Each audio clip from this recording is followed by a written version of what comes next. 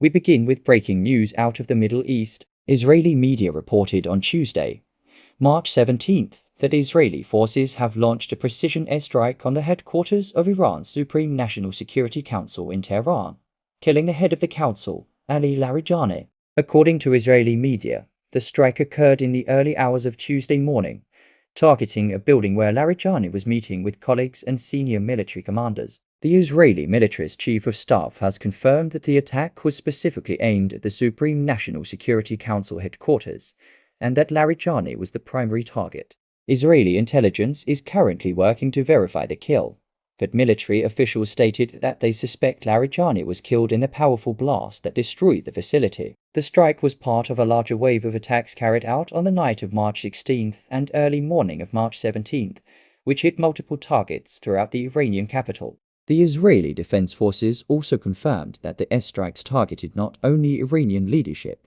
but also Palestinian Islamic Jihad militants who had fled from Gaza to join the coalition war with the Iranian army. These militants were reportedly present at the Supreme National Security Council headquarters at the time of the strike. In addition to Larijani, Israeli Defense Minister Israel Katz confirmed that another senior Iranian commander, Lieutenant General Soleimani of the Basic Security Forces, was also killed in the same series of strikes. Soleimani had been seen alive as recently as March 13th, attending a meeting of IRGC generals, but has now been confirmed dead. The killing of Larijani represents a significant escalation in Israel's campaign to decapitate the Iranian regime's leadership. Since the war began on February 28th, Israeli and US forces have killed nearly 50 Iranian Revolutionary Guard generals, including the defense minister and acting defense minister. The Islamic Republic's top general was also killed on the first day of the war.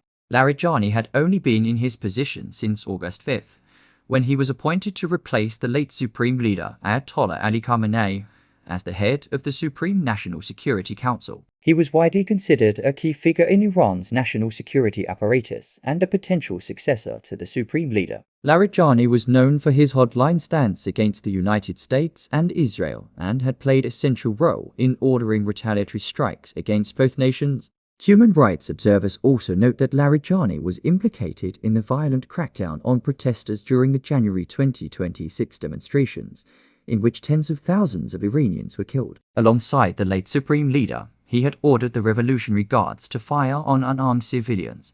The March 17th airstrikes were not limited to leadership targets. Israeli warplanes and drones also struck a major missile production site in Tehran, a missile defense system headquarters in Shiraz, and Tabriz, Iranian National Security Forces headquarters, an Iranian air defense system in the Tehran region.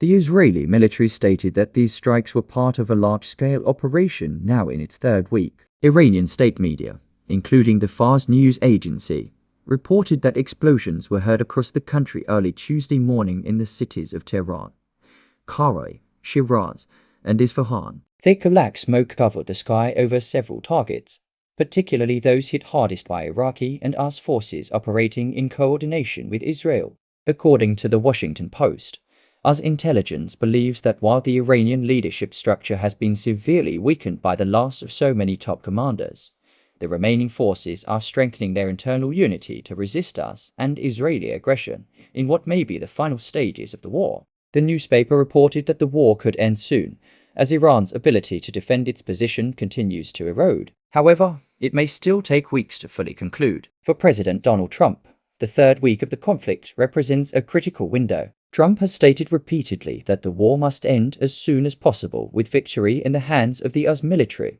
In a statement, Trump said that the joint US-Israeli military operation aims to make the world safe again and transform the Middle East into a peaceful region. He added that he is now actively acting as a world peacekeeper.